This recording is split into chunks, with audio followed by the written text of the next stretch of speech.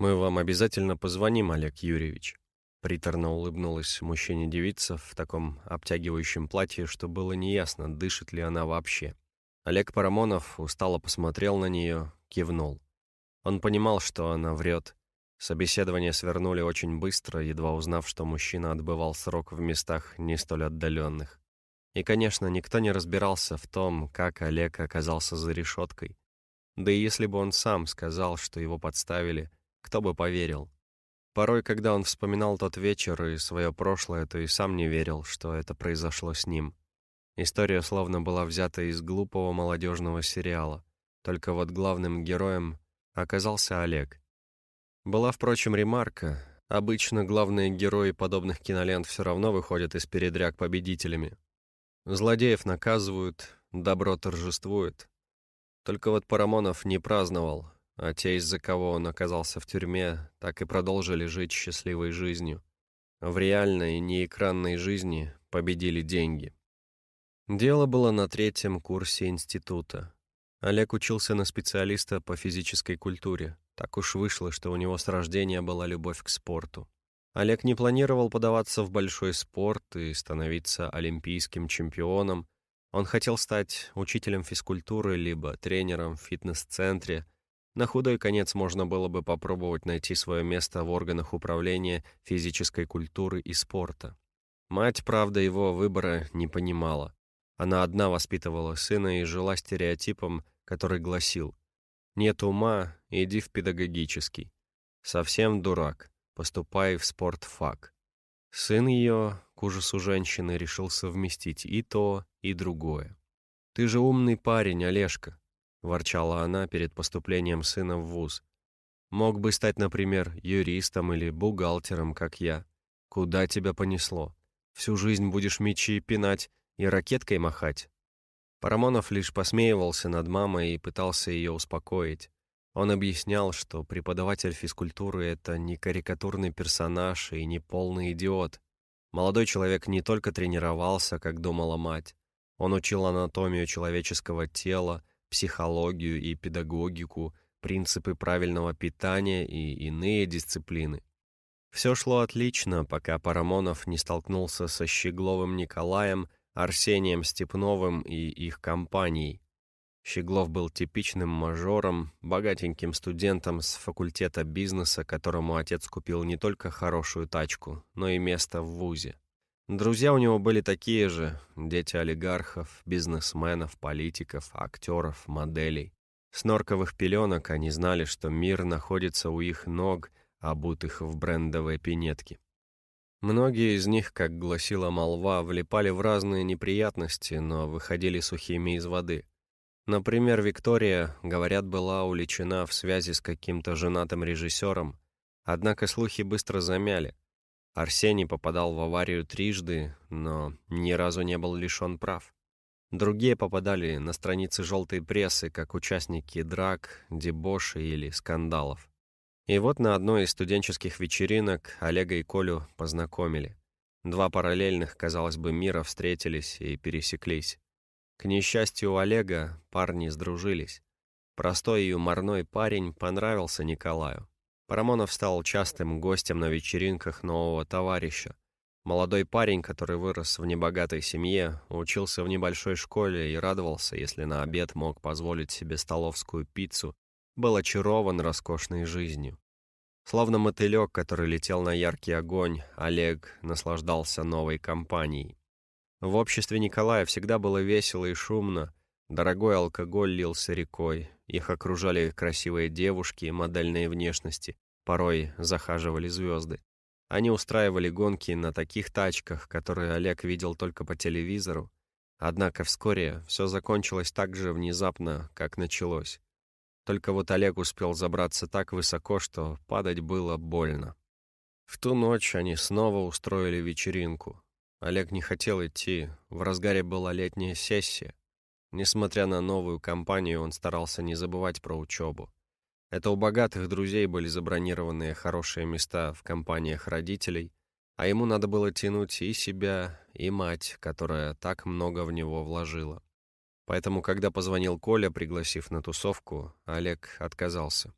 «Нет, чувак, я планирую выспаться», — признался Парамонов. «День был сложным, а на выходных надо подготовиться к экзамену в понедельник, да и маме обещал помочь». Коля, который все экзамены давно уже купил, недовольно фыркнул и заржал.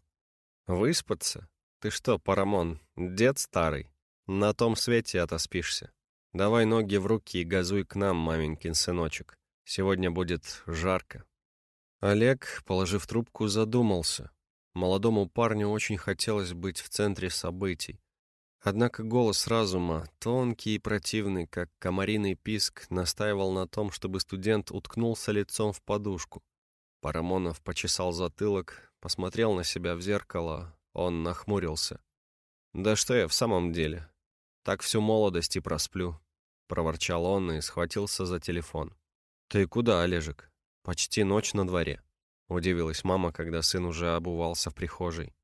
«Да я ненадолго, мам. Ты не переживай, спать ложись», — улыбнулся сын и поцеловал маму в лоб. Женщина проводила его обеспокоенным взглядом. Она и в обычное время переживала за своего ребенка, ведь для матери не имеет значения, сколько чаду лет — годик, 5 или 25. Материнское сердце все равно сжимается от страха, если ребенок болеет или уходит из дома в темноту. Однако в эту ночь Жанна была еще более обеспокоена. Олег же, перескакивая через 2-3 ступеньки, выскочил из подъезда и вдохнул сладкий летний воздух. На лице его появилась предвкушающая улыбка. Друг забрал его на машине. Веселье началось. Сначала компания зависала в загородном особняке Арсения, затем каталась по городу, потом они оказались в ночном клубе. Да еще каком. Раньше Олега бы к нему даже на пушечный выстрел не подпустили, ведь рубашка на парне была не брендовая, а паленая, с рынка. Однако перед Колей Щегловым и его бандой мажоров открывались любые двери. Спустя 3 часа танцев и выпивки шумная компания покинула клуб. Коля сказал, что ему стало скучно. За руль иномарки посадили Олега, он единственный не пил. Парамонов в принципе к алкоголю относился с осторожностью. Отец его, по рассказам матери, отправился на тот свет именно из-за пристрастия к горькой водке. Олег не хотел пугать и расстраивать маму, поэтому домой на бровях не возвращался. Сначала Щеглов еще пытался заставить нового друга выпить лишнего, но потом стал использовать его как бесплатного трезвого водителя. И вот Олег вез друзей, Арсения и Колю, обратно в особняк. Парни орали песни, высовывались по пояс в открытые окна. Они планировали пригласить в гости девушек, набрать джакузи и устроить голую вечеринку. Олег уже зевал, поэтому решил доставить друзей по адресу и направиться домой. Он поглядывал на небо, которое из черного стало серым, вот-вот должен был забрезжить рассвет. Неожиданно Коля наклонился к водителю и вывернул руль. «Эй, извозчик, поворачивай!» — закричал пьяный мажор. Олег чертыхнулся, испугавшись такого финта. «Ты что творишь?» Он вывернул руль, припарковал машину у обочины. Хорошо, что машин не было на дороге. «Ой, не ной! Чего ж ты такой правильный? Когда мы тебя уже перевоспитаем и жить научим?» Загоготал мажор, а потом кивнул на магазин. «Вон, надо бухла прикупить». Олег посмотрел на часы. «Не продают еще, рано». «Мне продадут», — подмигнул Коля и вышел из тачки, взяв с собой Арсения. Прошло минут 10-15, как два друга с горящими глазами выскочили из магазина. Арсений и Коля громко хохотали, кричали что-то невнятное, неслись к машине на всех парах. Они прижимали к груди бутылки с дорогой выпивкой. Одна из таких выскочила из рук Арсения, разбилась вдребезги. Такой поворот вызвал у мажоров еще больше всплеск веселья. Из магазина выбежала испуганная девушка, которая прижимала к уху телефон. Она что-то тараторила, глядя вслед беглецам. Коля и Арс, ввалившись в авто, кинули бутылки на сиденье и под него. «Гони, гони, гони!» — завопил Коля, задыхаясь от смеха и восторга. «Жми газ!» — вторил ему Арсений. Испуганный Олег сделал, как велели. Он вдавил педаль газа в пол. Спортивная тачка послушно набрала скорость за пару секунд и рванула с места. «Что случилось?» — нахмурился Олег, сжимая рулевое колесо вспотевшими ладонями. «Блин, жаль, что ты все пропустил, чувак», — захлопал себя по колену Николай, тогда как Арс уже пытался откупорить одну из бутылок. «Она нам продавать не хотела, прикинь. Так мы сами взяли, что было надо. Ты бы видел эту клушу». «Вы обворовали магазин?» — ахнул Парамонов. «Ага», — закивал Арсений, прихлебывая трофейный напиток. «Твою мать! Так он даже вкуснее. На, Колян». Он передал бутылку. Друзья растянули песню, довольные своей выходкой. Только у Коли по спине поползли мурашки. Заметив его состояние, Арсений хлопнул друга по плечу. «Не грузись, Парамон. Чего напрягся? Это же весело, блин». Олег хмыкнул.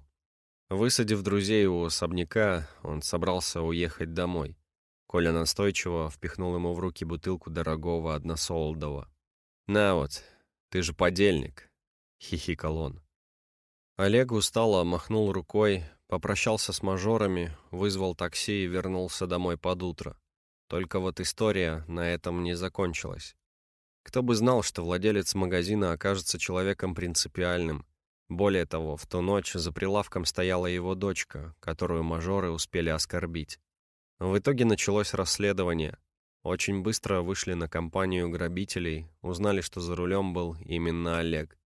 Ему дали бесплатного государственного адвоката, а родители Щеглова подтянули дорогущего юриста, который и дьявола бы мог отмазать за соответствующую плату.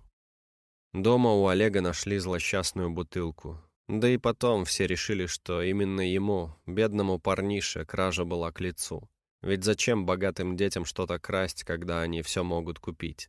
Каким-то чудом камеры видеонаблюдения ничего не засняли, поэтому все стрелки перевели на Парамонова. Парню предложили взять вину на себя, закончить дело тихо. «У тебя есть два пути. Первый.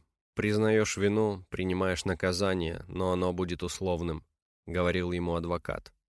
«Второй. Не сотрудничаешь с нами, упираешься, вину все равно докажут. Только вот тебя отчислят из института, а мать с работы попрут. Лучше бы тебе согласиться на выгодных условиях». Так Олег и попал в тюрьму. Да, срок оказался неусловным.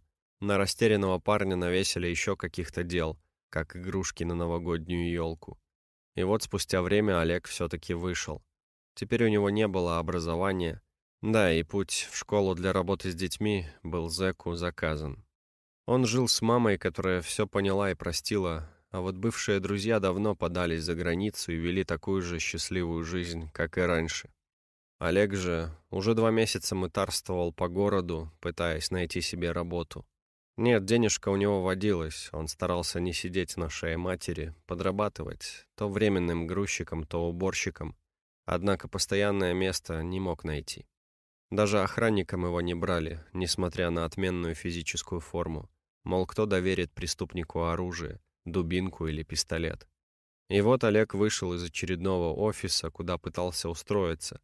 Он надеялся получить место грузчика в супермаркете. Однако прошлого работники уволили, потому что тот воровал и перепродавал палеты. Другие воры им были не нужны. Парамонов брел по дороге, затем уселся на лавку в парке, понуро опустив голову. Поднялся ветер и принес к молодому мужчине вырванную у кого-то газету. Страницы зацепились за ногу Олега. Он поднял газету, расправил и нахмурился. К нему в руки попал список вакансий. Молодой мужчина задумчиво вздохнул и пробормотал: «Я думал, что никто в газете уже объявление не публикует». Парамонов с интересом стал смотреть на список вакансий. Взгляд его остановился на объявлении в черной рамке. В бюро ритуальных услуг требуется агент, гробовщик, копщик могил, охранник. Без опыта. Олег почесал подбородок. Список вакантных мест был обширным, а газета свежей. Он решил позвонить по указанному номеру. Ответил ему мужчина, представившийся Денисом, и сразу пригласил на встречу. Олег был на месте через 2 часа. Его встретили и провели в тесный кабинет, заставленный вещами. «Денис», — вновь представился наниматель, протянув руку. «Я тут вроде как начальник». Олег спешно пожал широкую ладонь. «Олег, я вам звонил. Меня интересует работа. В принципе, любая». Мужчина кивнул на свободный стул, а сам занял место начальника за рабочим столом. Усевшись, он отхлебнул кофе из картонного стакана и стал молча разглядывать Олега. Соискатель, сев напротив, чинно сложил руки и тоже молчал, ожидая вопросов. В итоге Денис кивнул. «Выглядишь здоровым. Подходишь. Когда можешь на работу выйти?» Как бы ужасно ни звучало, но у нас сейчас, сезон. Бровь Олега дернулась. «И что, это все?» — уточнил он. «А чего тебе еще надо? Типичных вопросов. Расскажите о себе, кем вы видите себя через 10 лет, почему вы выбрали именно нас, почему мы должны взять вас на эту должность». Он хохотнул, залпом допил кофе и бросил пустой стаканчик в мусорное ведро. Промахнулся и недовольно цокнул языком, но с места не встал, оставив стаканчик валяться на полу. «Мне, если честно, плевать на твою подноготную. Дай бог, чтобы ты продержался у нас хотя бы месяц, тогда, глядишь, запомню твое лицо и имя. Текучка кадров у нас огромная». «Почему?» — заинтересовался Олег. «Призраки усопших всех разогнали», — развел руками Денис. В кабинете снова застыла тишина. Денис вглядывался в лицо Олега, а затем, не выдержав, прыснул. «Шучу я, шучу. Иногда на новичках срабатывает». Он выглядел немного разочарованным тем, что Олег не побледнел. «Ладно, на самом деле проблема в том, что контингент у нас не самый, так сказать, благонадежный, что ли. Ну, не устраиваются к нам на работу юристы или бизнесмены с высшим образованием, понимаешь? Частенько алкаши собираются. Многие пьют, из-за чего попросту не выходят на смену в установленное время. Да еще сердобольные родственники погребенных часто дают гробовщикам пакет с едой и конфетами. А еще чаще дополняют этот паек беленькой. Выпивают работнички бутылочку через 10 минут, не отходя далеко от могилки. И кому прикажешь работать потом? «Я не пью», — мягко заметил Олег и добавил. «Даже не курю». Денис оживился, довольно закивал. «Спортсмен, значит? Это дело. Это хорошо. Но у нас и не все выпивохи, конечно. Некоторые увольняются из-за проблем со здоровьем. У нас ведь как? Что жара, что снег, что дождь, работать надо. Люди не только в хорошую погоду ласты склеивают. Да и могилы рыть далеко не самый простой физический труд. «Так в чем мои обязанности?» — спросил Олег, понимая, что мужчина может болтать до бесконечности. «Задача довольно простая», — пояснил Денис. «Нужно копать могилы, помогать с заселением покойников на новое место жительства. Если пойдет хорошо, то будешь вытачивать могильные плиты, обрабатывать дерево для гробов. Ну, по мелочи, может, даже погребение будешь проводить, панихиду, если язык подвешен. Оплата сразу на руки. Отработал день, либо часов 5-6, получил денежки. Устрою официально, если недельки 2 протянешь, усек. Подходит?» Олег кивнул, других перспектив у него на горизонте все равно не было. Он замялся, затем уточнил. «Знаете, я сидел. Глупо звучит, но меня подставили. Вы можете не верить, конечно». Мужчина махнул рукой. «Да сказал же я, мне все равно. Значит, по рукам», — заявил он, а потом, подумав, добавил. «Если хочешь, то я тебя и охранником оформлю. В ночную, сюда, ближе к офису. Ты не сбегай только, а? Я заманался людей искать». Олег поклялся не сбегать. Ему было и некуда. Так он и начал работать в компании, предоставляющей ритуальные услуги. Сначала было не по себе. Олег не привык видеть столько рыдающих людей. Однако позже молодой человек свыкся. Босс ему нравился. Денис платил исправно, разве что обладал специфическим чувством юмора и обожал травить анекдоты. Он мог в любой момент остановить тебя рядом с чужим надгробием и объявить: «Анекдот». Откашлявшись, он декламировал: «Господа и дамы, а теперь викторина. Угадайте, что в черном ящике?» После тишины раздается голос из толпы. «По-моему, уважаемый ведущий похорон, это уже как-то чересчур». После этого Денис начинал хохотать, а затем удалялся в закат, даже не утруждая себя продолжением диалога. Коллеги Олега оказались разношерстными.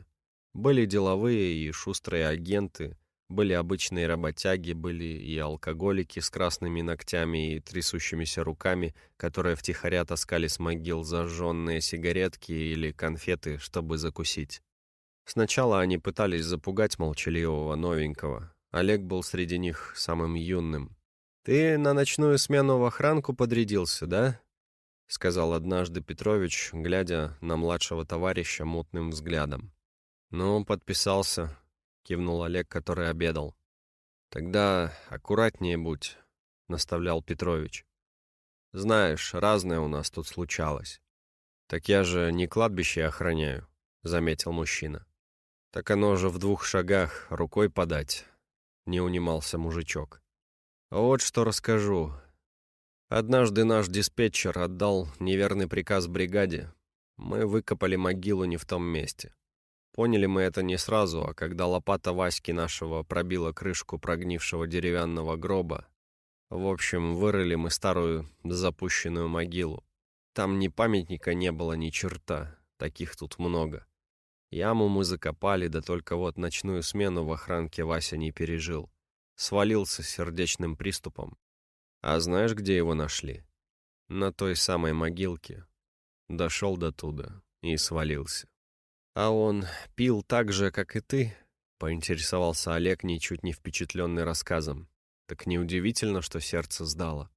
Петрович нахохлился, обиженно покосился на Олега. Ишь какой! Не веришь, чай, в мистику? Верю в то, что видел глазами. Да, тогда вот тебе еще случай. Он уже и не про мистику. Реально было. На моем роду, только в деревне еще. Разрывал там кто-то могилы свежие, представляешь? Сначала думали, что тела, как бывало раньше, воруют и продают в медицинские учреждения, либо на органы там. Да только тела были на месте, просто могилы разрыты, и все тут. Стали следить. Оказалось, что один художник спятил. Он доставал тела и рисовал портреты усопших на холстах. На суде он нес бред о том, что настоящее выражение лица человека бывает лишь после кончины. Рассказывал и как в старину делали фотографии семейные с усопшими, мол, так правильно. Олег перестал жевать. Затем он проглотил гречку с гуляшом, покачал головой. «Дела», — прокомментировал парень, вгрызаясь в хлебный мякиш. Петрович заворчал еще громче, как старый трактор. Не нравилось ему, что Олег не боится его баек. Иные даже сбегали, было дело. Так и повелось, что едва Олег садился за стол, как Петрович бочком-бочком да пристраивался рядом. Он закуривал сигаретку и начинал рассказывать страшилки. Олег, конечно, ничего не боялся, пока спустя месяц работы не остался один в пустом здании. Коллеги ушли, впереди были выходные. Наступили сумерки. Олег закончил вечерний обход помещения, которое принадлежало агентству. Бюро представляло весь спектр ритуальных услуг, от оформления документов и взаимодействия с моргом до оформления могилок или организации поминальной трапезы. И все действо происходило в этих стенах, которые Олегу было велено охранять. Охранник вернулся со 2-го этажа. На 1-м этаже по большей части находились товары для похорон. Все было как обычно. Гробы, искусственные цветы, лампадки, венки и ленты с разными надписями. Все выставлено, словно на витрине супермаркета, только бродить между прилавками особо не хотелось. Чуть дальше находилась комната отдыха для охранника с камерами, куда и направлялся мужчина. Наверное, со стороны было странно, что работники отдыхали прямо посреди гробов, но, как оказалось, ко всему можно привыкнуть. Не успел Олег добраться до комнаты, как дверь распахнулась. Он обернулся, на пороге стоял мужчина, который вспотел и тяжело дышал. Он озирался по сторонам, словно искал что-то. «Добрый вечер», — кивнул Олег, сунув руки в карманы. «Вообще-то мы уже закрыты, приходите завтра утром с 8. Я ищу девушку», — буркнул мужчина, взъерошив волосы. Брови Олега дернулись. «Живую?» — поинтересовался он, не успев прикусить язык. «Вот блин, с кем поведешься, от того и черного юмора нахватаешься. про себя подумал Олег, вспоминая начальника Дениса. Незнакомец, наконец, перестал рассматривать венки и недовольно глянул на охранника. Конечно, блин, живую. Олег, ничуть не растерявшись, пожал широкими плечами. «Простите, у нас таких не водится», — честно сказал он. «Только усопшие. Вам адрес морга назвать?» Незнакомец посмотрел на Олега, как на психа. Он что-то пробормотал себе под нос, затем, еще раз оглядевшись, вышел. Олег проводил его взглядом, а потом решил закрыть дверь изнутри. Странным был этот парень. Молодой мужчина хотел продолжить дежурство, как вдруг... Тук-тук-тук. Стук раздался совсем близко, но не из-за входной двери. Олег напрягся, прислушался. Может, померещилось? Он пашет, не покладая рук, устал уже, вот и бредит. Однако не прошло и минуты, как стук повторился. Он стал более настойчивым, уверенным и громким. Тук-тук-тук. «Матерь Божья!» — пробормотал Олег, невольно ощущая легкий холодок в груди. Стук явно шел от одного из гробов, что лежали в ряд у стены. Рассказы Петровича о заживо погребенных, об упырях и проклятых ведьмах тут же воскресли в памяти Олега. Он замер на месте, не зная, как поступить. Пойти и проверить? Но кто в здравом уме начнет открывать крышку гроба, если стучат изнутри? Тут не надо быть гением, чтобы понимать, такое не к добру. Олег так и стоял, когда к стуку прибавился тонкий женский голос. «Эй, есть кто? Помоги! Открой!» Крышка черного гроба дернулась изнутри. «Тяжело, мне не выбраться!» Олег осторожно подкрался к гробу, встал рядом. Он сжал и разжал кулаки, прикидывая, поможет ли ему дубинка в битве с нечистью, или надо сгонять на кухню и взять соль, чтобы вокруг себя круг нарисовать. «Ты кто? Что там делаешь?» — спросил охранник настороженно. Незнакомая дама помолчала, затем злобно фыркнула. «Ты хочешь вести светские беседы, пока я лежу на бархатной подушечке? Открывай!» — потребовала она, а затем едко добавила. «Не бойся, не укушу». Взяв себя в руки, Парамонов подвинул крышку. Внутри лежала вполне себе живая девчонка. Со здоровым румянцем на щеках, даже красивая, волосы темные, короткие, глаза большие и карие. Увидев Олега, она хмыкнула и потянула руки. «Ну все, прекрасный принц. Белоснежку из гроба достал, теперь целуй». «Чего?» — еще больше опешил охранник. Девушка засмеялась, затем бодро выскочила из своей импровизированной дубовой кровати. «Блин», — потянулась она, — «хорошо, что я до тебя достучалась, а то пришлось бы до утра куковать». «Ты что там делала?» — пришел в себя Олег. «Я пряталась», — ответила она невозмутимо. «Видел же, за мной парень бежал. Это мой бывший. Он псих, клянусь тебе. Встречались всего ничего, расстались 2 месяца назад, а он меня преследует. Я его везде заблокировала, так он начал по рублю на карту слать, чтобы сообщения добавлять. Ладно бы хоть по косарю, так нет же». Она почесала щеку, недовольно насупилась. «В общем, я приехала сюда и увидела, что Саша едет за мной. Машину припарковала у офиса, а куда дальше бежать не сообразила. Растерялась, если честно, не на кладбище же бежать. Прибежала сюда, а людей уже и нет. Надо было двери запереть, да не сообразила со страху. Странный сегодня Саша был. Писал вещи жуткие, что-то про любовь до гроба. Подожди, я ничего не понял. Что ты вообще здесь забыла?» Девушка моргнула пару раз, а затем ее лицо расплылось в улыбке, которая показалась Олегу смутно знакомой. «Я же не представилась. Я Алинка, дочь Дениса Ивановича. Он владелец похоронного дома».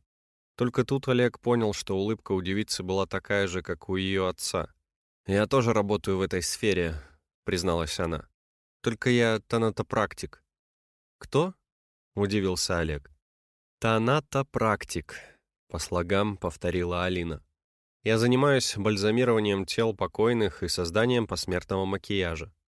Сначала я хотела стать патологоанатомом, но с медицинским институтом не срослось. Тогда я решила стать визажистом, как все подружки, но потом получила профильное образование иного рода. И вот я стала делать усопших красивыми. Мне работа нравится. Ну а что? Тихо, спокойно, клиенты не нервные, не требовательные, никто не жалуется на неподходящий цвет румян, никто никуда не торопит. Мама, правда, в шоке. Она ругалась на отца, мол, это он во всем виноват. Растил меня среди гробов, как графа Дракулу, и вот получил принцессу из склепа. Девушка засмеялась. Рассказывая про себя, Алина бродила по залу, то касаясь пальцами искусственных цветов, расправляя бутоны, то протирая лампадки.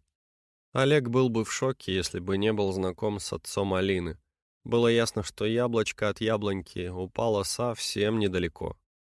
«А что ты скажешь?» — повернулась она через плечо. «Я тебя раньше не видела. Я обычно в морге обитаю, сам понимаешь. Сегодня надо было в офис к отцу зайти, документы забрать. Только я задержалась». Олег коротко рассказал, чем он занимается и как давно работает на ее папу. Алина кивнула, затем она подошла к окну, выглянула, встав на цыпочки, она цокнула языком. «Блин, он же не уедет, наверное, будет у машины караулить. Может, ты вызовешь полицию?» — предложил Парамонов. Алина махнула рукой. «Да уж, конечно. Уже пробовала. Ты в курсе, что у нас за это не наказывают? Писать сообщения и звонить у нас можно. Ходить по пятам и дарить подарки, признаваться в любви тоже можно. За что его арестуют? За плюшевого мишку и букет алых роз? Они считают Саню безобидным, просто влюбленным. Проще, блин, этого Дон Жуана лопатой огреть и в пустой могилке прикопать». Девушка обернулась и, лукаво подмигнув новому знакомому, спросила. «К слову об этом, у тебя нет свободной лопаты и лишнего времени ночью? Есть тема закопать одно тело». Олег замер, а Алина снова рассмеялась, махнув рукой. «Да шучу я, расслабься. Я не хочу, чтобы Саша становился призраком. Тогда дело станет еще хуже. Будет бродить за мной в полнолуние, греметь цепями, неприятно дышать в шею. Бррр». Она поежилась. К удивлению Олега, Алина не спешила покидать похоронный дом. Она решила остаться с ним до утра. Девица оказалась крайне импульсивной, болтливой и неугомонной. Она была хуже, чем Петрович с его байками. К утру Олег и сам был бы не прочь спрятаться от нее под крышкой гроба. Благо, с наступлением рассвета и первыми петухами, как и полагается порядочной ведьме, Алина испарилась. Напоследок она чмокнула опешившего Олега в щеку и махнула ему рукой. «Адьос, амигос!» — крикнула она, открывая дверь. «Как-нибудь еще встретимся. Услышишь стук из гроба? Открой, это я!» Олег хмыкнул, проводив Алину взглядом. Он невольно потянулся к щеке и коснулся пальцами места на коже, по которому брюнетка мазнула губами. Затем он нахмурился и одернул руку. Охранник вернулся к обязанностям, все проверил. Через минуту-другую пришел его сменщик, и Олег с чистой совестью вышел на свет Божий. Он направился к автобусной остановке, потому что личным транспортом еще не разжился. Проходя по парковке, он снова приметил Алину. Она садилась в автомобиль. Олег невольно засмотрелся на девушку, как вдруг из-за дома выскочила мужская фигура. Олег узнал недавнего преследователя. Взгляд его был безумным. Молодой мужчина был испачканный, весь в земле. Руки были черные от налипшей грязи. Парень кинулся к машине девушки. Алина не успела отреагировать, как ее воздыхатель уже ворвался в салон. До ушей Олега донесся визг Алины. Он даже раздумывать не стал. Бросился на помощь девушке. Ее ухажер тем временем уже закрывал ей рот и нос. Причем так сильно, что у Алины, которая пыталась отбиться, был перекрыт кислород. «Ты с кем была всю ночь? С тем мужиком? Кто это? Кто это? Я для тебя все делаю, все к твоим ногам, а ты дрянь, изменщица, тварь такая!» — орал Саша. «Вытираешь об меня ноги свои. Но больше ты так делать не будешь. Я вырыл могилу, ясно тебе? Для нас обоих. Ты же такое любишь, да? Все для тебя, любовь моя. Теперь нас ждет вечность вместе». Олег открыл дверь и схватил Отелло за шиворот, одергивая от Алины. Девушка, получив доступ воздуха, сделала громкий вдох. По красному лицу ее текли слезы. Она схватилась за сердце. Парамонов же выволок парня на асфальт, нависнув сверху. Преследователь пытался орать и отбиться, но Олег успокоил его парой ударов. Когда Александр притих, Олег, тяжело дыша, посмотрел на напуганную Алину. Она уже не улыбалась, а выглядела очень маленькой и хрупкой. Сердце молодого человека сжалось. «Ну что, такого полиции достаточно будет?» — просипел он. Алина закивала, судорожно всхлипнула и, неловко выбравшись из машины, повисла на шее Олега. «Я так испугалась», — заревела она, не сдерживая эмоций. Он спятил. «Тише, все хорошо», — пробормотал Олег, поглаживая тонкую спину дрожащей девушки. Вскоре приехала полиция. К ужасу всех Александр действительно вырыл могилу. Более того, оказалось, что он был на учете в психоневрологическом диспансере. Парня отправили на лечение, выдали запрет на приближение к Алине.